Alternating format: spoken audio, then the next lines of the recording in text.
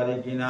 ও ভাই মুসলমান বন্ধুর কাছে গিয়েছিলাম, কিছু টাকা ধার করার জন্য দিল না, এজন্য আমি কাঁদতেছি।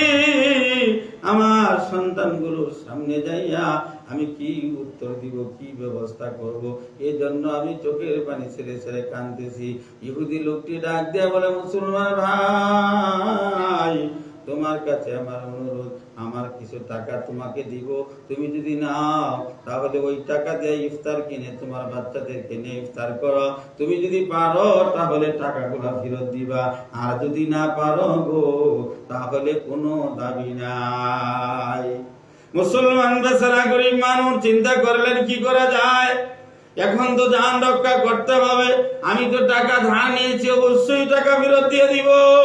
এজন্য ওই ইহুদির কাছ থেকে টাকা নিয়ে ইফতারি কিনে সামনে নিয়ে বসছে, বৈশা চিন্তা করতেছে ইফতারের আগ মুহূর্তে আল্লাহ পাকের কাছে দোয়া করলে পরে আল্লাহ দোয়া কবুল করে।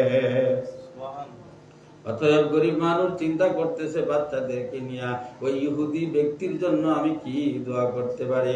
মহান মালিকের দরবারে হাত তুলে বললেন, ওগো মালিক, ইফতারের আগ মুহূর্তে দোয়া করলে তুমি যদি কবুল করিয়া থাকো তাহলে ওই ইহুদি লোকটাকে তুমি মুসলমান বানাইয়া দাও। এই বলে যখন দোয়া করলো আল্লাহর আরশে আজিমে জোশ লেগে গেল, আল্লাহ পাক দোয়া কবুল করলেন, ইহুদির মনটা নরম হয়ে গেল। খাজা মাইনুদ্দিন চিশতি রাহমাতুল্লাহ আলাইহি উনি একদিন অসুস্থ হয়ে গেলেন। লোকেরা বলছে, হুজুর আমাদের এলাকায় একজন যোগী আছে, যোগ সাধনা করে, হিন্দু মানুষ, হুজুর আপনারে ওই যোগীর কাছে নিয়ে যায়, যোগীর কাছে নিলে পরে লোকেরা ভালো হয়ে যায়, আপনারা ওখানে নিয়ে যায়। উনি বললেন, অসম্ভব, ভালো করার মালিক হচ্ছে একমাত্র আল্লাহ। ভালো করার মালিক কে? আল্লাহ। ভালো করার মালিক হচ্ছে আল্লাহ।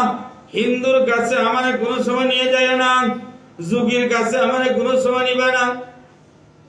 আল্লাহ পাক আমাকে ইচ্ছা করলে ভালো করবে, অন্যথায় আমার মরণ দিবে। কিন্তু উনি যখন আরো বেশি অসুস্থ হয়ে যায়, ভক্তবৃন্দুরা উনাকে যোগীর কাছে নিয়ে গেল। ওই হিন্দু বেচারা যোগী যোগ সাধন যে করে, এক পোড়া পানি নিয়ে, এক গ্লাস পানি নিয়া পানিতে কি জানি মন্ত্র পড়ে হুজুরের শরীরের উপরে যখন পানি ছিটায় দিল, সাথে সাথে হুজুর ভালো হয়ে যায়। ভক্তবৃন্দুদের জিজ্ঞেস করতেছে, কিরে তোমরা আমাকে এখানে কেন নিয়ে আসছো? ও তো একজন হিন্দু মানুষ, অমুসলিম লোক, তার কাছে কেন নিয়ে আসছো? হুজুর আপনি তো কাহিল হয়ে গেছেন, আপনাকে এখানে নিয়ে আসি। এখন তো আপনি সুস্থ হয়ে গেছেন, এবার তিনি চিন্তা করলেন, খাজা মাইনুদ্দিন চিশতি রাহমাতুল্লাহ আলাইহি চিন্তা করলেন কি করা যায়, যেহেতু ভালোই হয়ে গেছি। যোগীরে জিজ্ঞেস করে, যোগীরে তুমি বলো তো তুমি কোন সাধনা করো? যোগীরা জিজ্ঞেস করে, যোগী তুমি বলো কোন সাধনা করো, যে সাধনার কারণে আমি ভালো হয়ে গেলাম? যোগী বলে, আমি আমার নফসের উল্টা কাজ করি।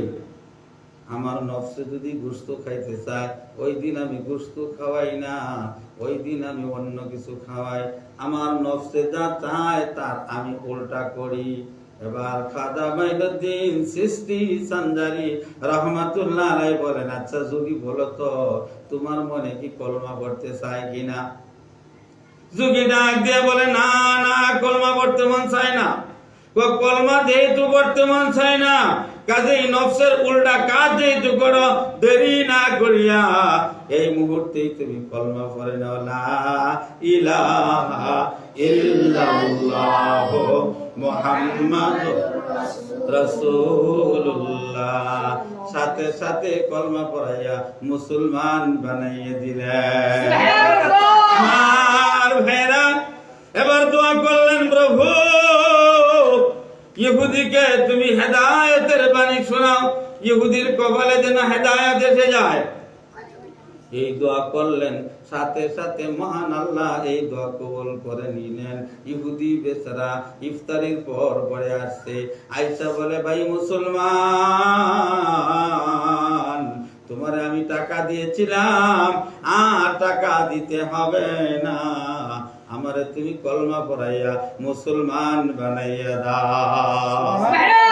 এবার রাত হয়ে গেল, রাতের বেলায় ওই ধনী লোকটাই স্বপ্নে যুগে দেখতেছে হাসরের ময়দান কায়েম হয়ে গেছে, হাসরের মাঠ শুরু হয়ে গেছে, মানুষগুলা দৌড়াদৌড়ি করতেছে, কারো হাঁটু পানি হয়ে গেছে, কারো সাঁতরাইতেছে, গুনার জন্য কাতরাইতেছে, কিন্তু ওই ধনী লোকটাও দৌড়াইতেছে। স্বপ্নে যুগে দেখে দৌড়াতে দৌড়াতে কিছু মানুষগুলা জান্নাতের দিকে যাচ্ছে, কিছু মানুষগুলা জান্নাতের দিকে যায়।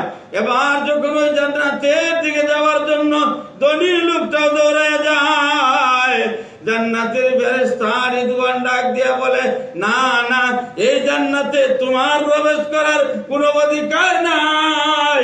ওই যে লক্ষ্য করে